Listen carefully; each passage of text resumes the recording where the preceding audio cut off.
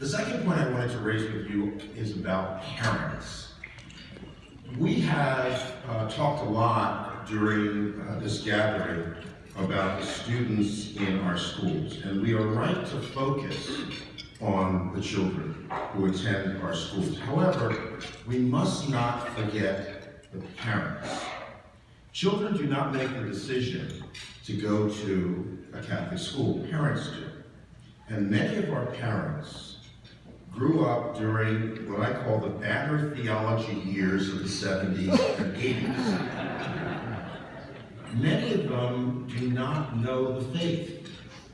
And as a result, they have a difficult time passing it on to their children and don't have a burning desire for the faith. This is what last year I described as a church problem. We oftentimes say that the church or a parish has a school problem because the school might be running a deficit.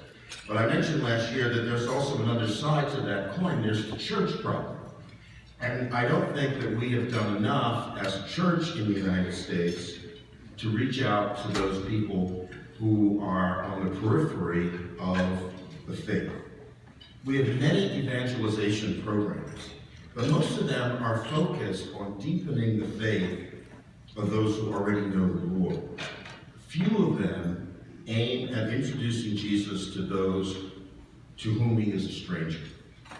In my judgment, that is why most of our evangelization programs are ineffective. We have to realize that to introduce Jesus to someone is to change their lives, and we need to do that with our parents.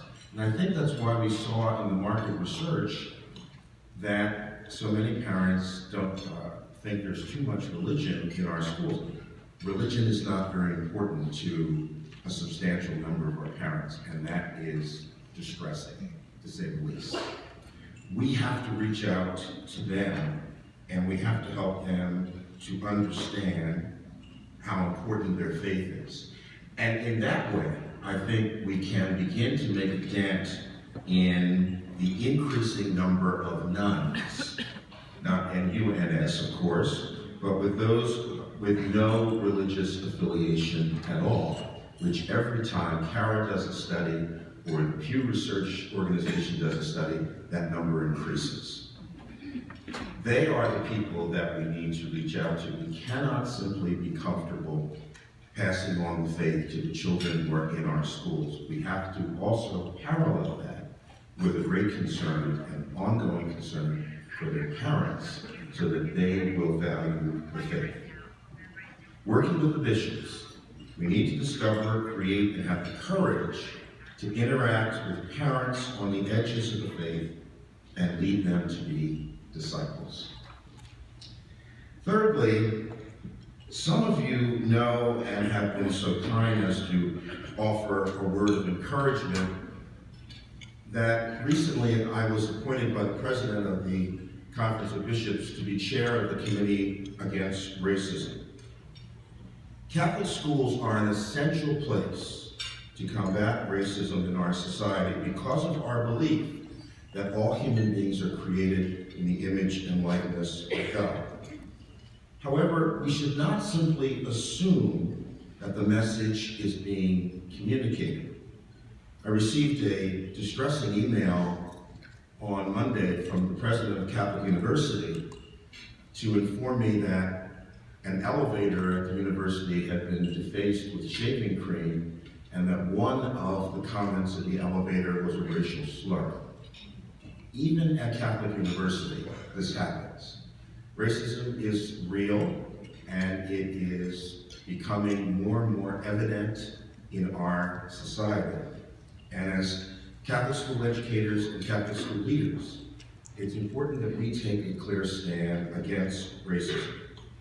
As superintendents, I encourage you to take the lead in designing and implementing programs in your schools that promote social justice and respect for every human being.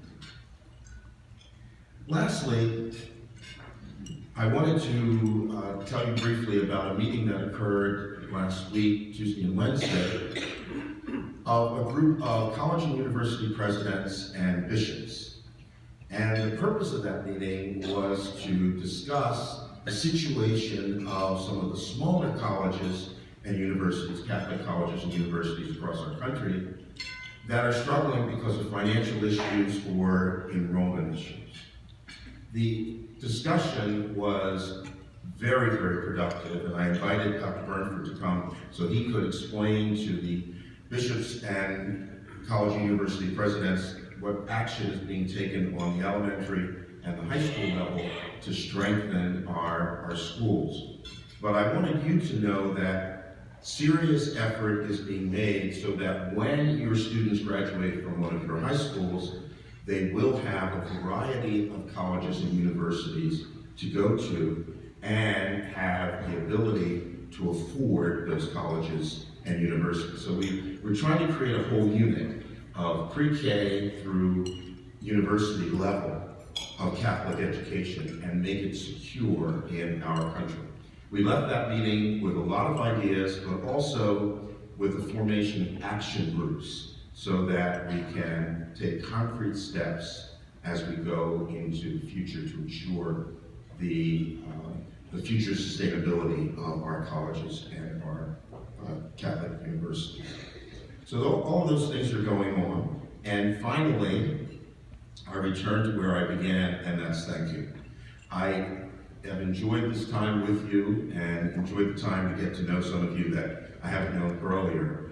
But most of all, what impresses me is your sense of dedication and your love for the children in our schools.